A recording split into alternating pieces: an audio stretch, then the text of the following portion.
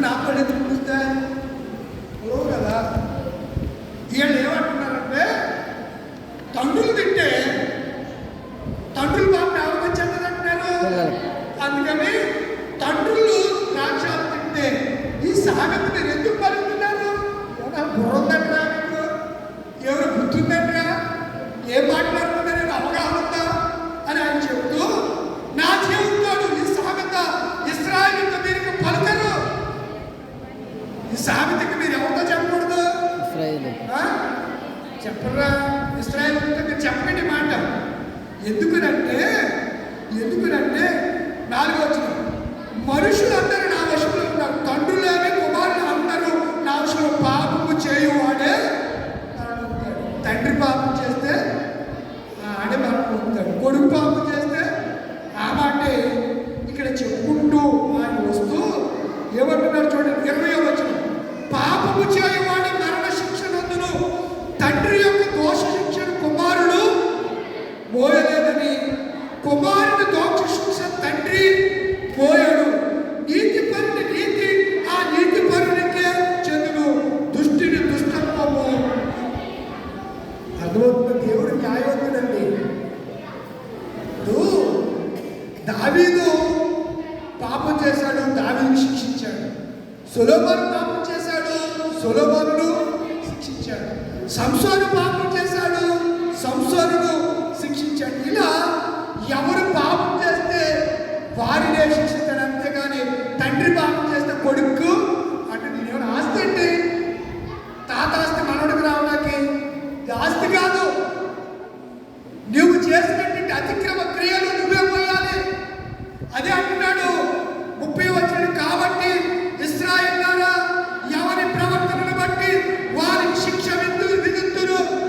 నీ ప్రవర్తన బట్టే, నీ క్రియలను బట్టి, నీ తలంపును బట్టి నేను నీకేమి విధిస్తాను. నీవు ఎలా ఉంటే నీకే.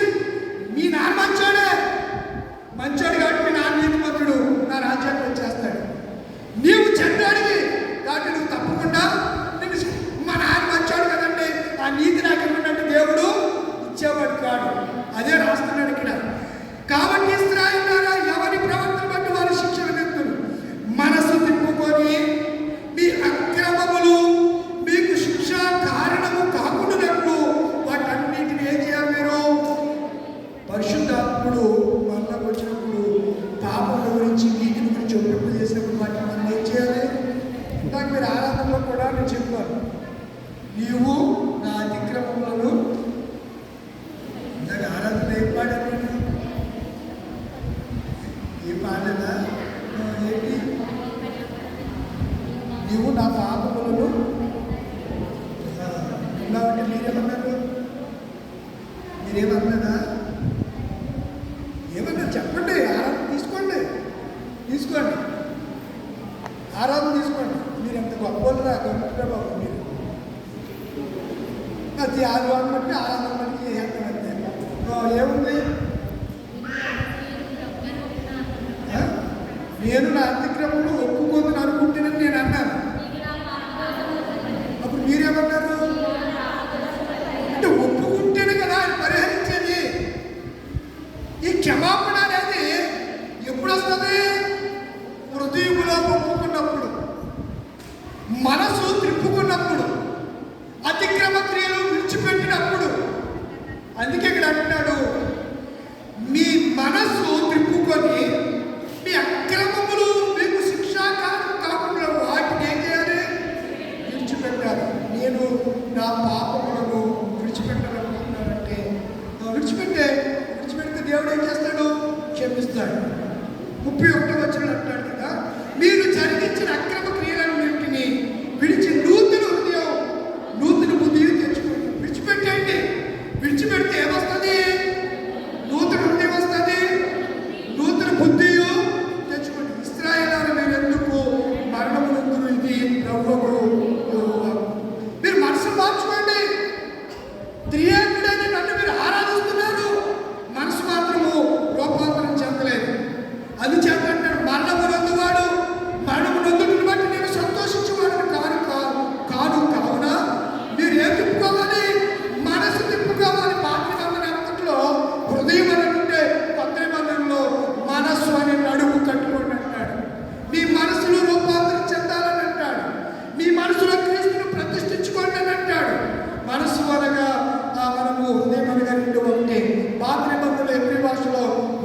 అంటున్నారు.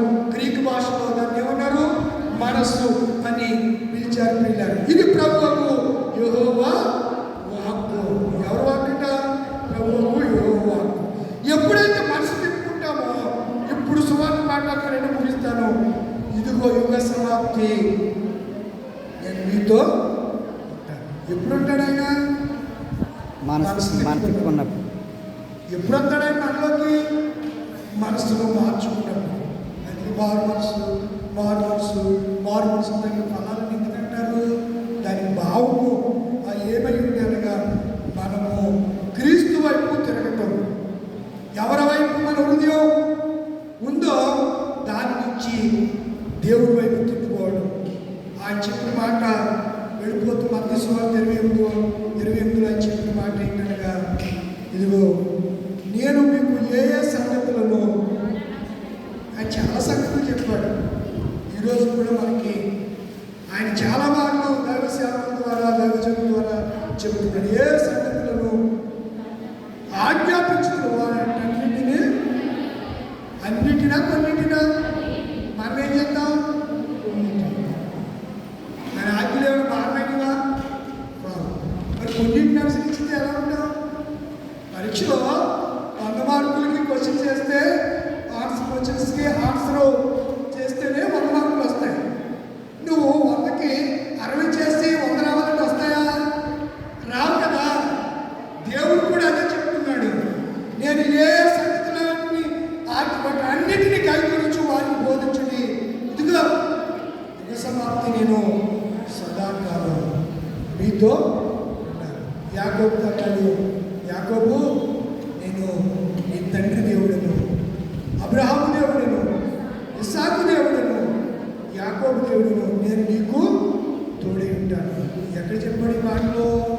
ఒకసారి మాట చెప్పి మన ముగింపులోకి వెళ్ళిపోదాం. చూడండి, ఆది కాండం 28వ అధ్యాయం 25వ అధ్యాయము 15వ వచనం. ఇదిగో నేను నీకు తోడయుండి నువ్వు వెళ్ళి ప్రతి స్థలమందు నిన్ను కాపాడుచు ఈ దేశములకు నేను మరలా నేను నీతో చెప్పినది నెరవేర్చే వరకు ఏం చేయను నిన్ను వందనం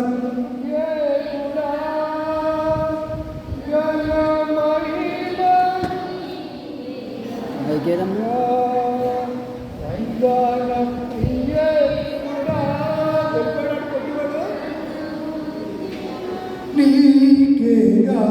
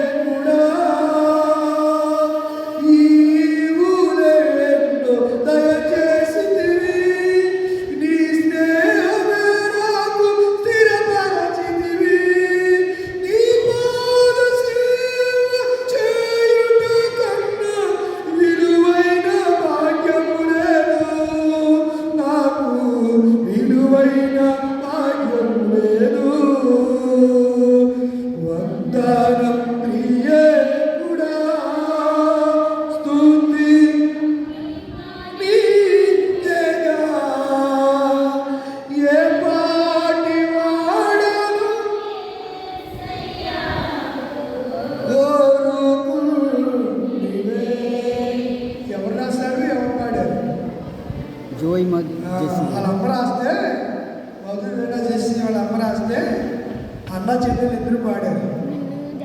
మధు చేసి వీణ చేసి జో మధుగాడు అన్న చెల్లి. ఒకప్పుడు భారతదేశంలో ఆంధ్ర రాష్ట్రంలో విరివిగా వాడబడినటువంటి ఇప్పటికి కూడా అలాగే ఉన్నారు, పాడుతున్నారు.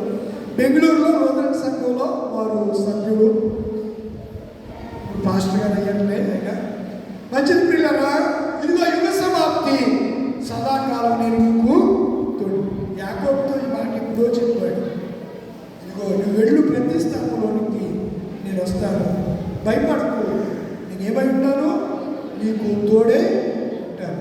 ఇదే మాట మనము యెహోషువ గ్రంథం 1వ అధ్యాయం, యెహోషువ గ్రంథం ముగిస్తున్నాను.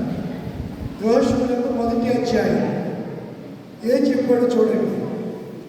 ఎక్కడున్న మాట చూడండి. 5వ వచనం, నీవు బ్రతుకు 5వ వచనంలా, నీవు బ్రతుకు దినములన్నింటినీ ఏ మనుషుడు నీ ఎదుట నిలువలేకుండును. ఎవరు తోడై ఉండును? మోషేకి తోడై ఉండును. ఎవరు చూశారు? యెహోషువ చూశాడంటే. ఎందుకంటే అది మరి వినపడలేదంటే ఏం చేయడు? మీరు గట్టిగా చెప్పాలి. మీరు నోట్లు ఏంటి గట్టిగా మాట్లాడతారు. వినపడప్పుడు నేనేం చేయాలి? మరి ఎవరు చూశారు తోడై ఉండటం? ఎలా తోడై ఉన్నాడు ఆయన మోషేకి? అద్భుతాలు చేసేవాడిగా తోడుగా ఉన్నాడు, శత్రువుల నుంచి విడిపించట్లో తోడుగా ఉన్నాడు. అసలు మోషేకు అన్ని విషయంలో ఎలా ఉన్నాడు? ఈ దారి పడిపోతుంటే ఎవరు? యెహోషువ గారు పిచ్చాడా, 40 సంవత్సరాలు మోషేతో ఉన్నా, మోషేకి నేను ఎలా ఉన్నా నీకు తెలియదా అన్ని ఈ మాట అందుకే వాడాడు అక్కడ. నీవు బ్రతుకు దినములంట, మోషే బ్రతుకు దినములు ఎలా తోడు, నీవు కూడా బ్రతుకు దినములంట. ఏ మనుషుడు మోషే ఎదుట ఎవడన్నా నిలవగలిగాడా? లేదు కదా. నీ ఎదుట ఎవరు నిలవలేడు చెప్తూ, నేను నిలవలేను, నేను మోషేకు తోడైనట్లు నిన్ను విడువను, నిన్ను నిబ్బరము కలిగి ధైర్యముగా ఉండుము. నిబ్బరము కలిగి ధైర్యము ఉండు. 7వ వచనం, అయితే నువ్వు నిబ్బరము కలిగి జాగ్రత్త పడి ధైర్యముగా నుండి నా సేవకుడైన మోషే నీకు ఆజ్ఞాపించిన. ఇందాక ఆయన ఏం చెప్పాడు? నేను ఆజ్ఞాపించిన సంగతులన్నీ వారికి బోధించు ఉండు, అప్పుడు నేను నీకు తోడుగా ఉంటానంటే ఇక్కడ మాట పట్టుకోండి. ఇక్కడ ఏమంటున్నాడు? మోషే నీకు ఆజ్ఞాపించిన ధర్మశాస్త్రం అంతటి చొప్పున చేయమని. అక్కడ ఏమన్నాడు? నేను చెప్పినట్టు చేయండి. ఎవరితో చెప్పాడు? శిష్యులతో చెప్పాడు. ఇప్పుడు దేవుడు మోషేకి ఏమిచ్చాడు? ధర్మశాస్త్రం ఇచ్చాడు. ధర్మశాస్త్రం ఇశ్రాయేలుతో చెప్పిన వాటిని నువ్వేం చేయాలి? తూచా తప్పకుండా పాటించాలని యెహోషువతో దేవుడు మాట్లాడుతున్నాడు. చక్కగా ప్రవర్తించు, దాని నుండి కుడుముకి కానీ ఎడమకి కానీ తొలగకు. ఈ ధర్మశాస్త్ర గ్రంథమును నీవు బోధింపక తప్పిపోకూడదు.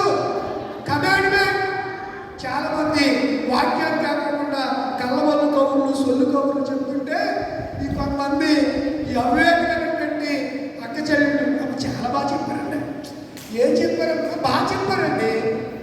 అదేనమ్మా, బాగానే చెప్పారు. బాగా చెప్పారండి.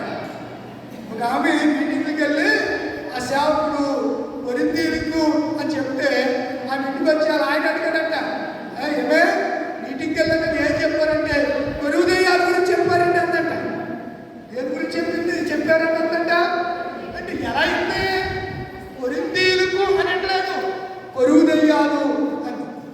ఏంటే బాబు నువ్వే పెద్ద కొరువు దెయ్యాలు, నువ్వే పెద్ద కొరువు, నీ గురించే చెప్పాడు ఆయన అని అంటే నా గురించి కాదు, కొరింథీయుల గురించి. ఆ కొరింథీయులు నువ్వే కదండి అంటాడు ఆయన. ఆ కొరింథీయులు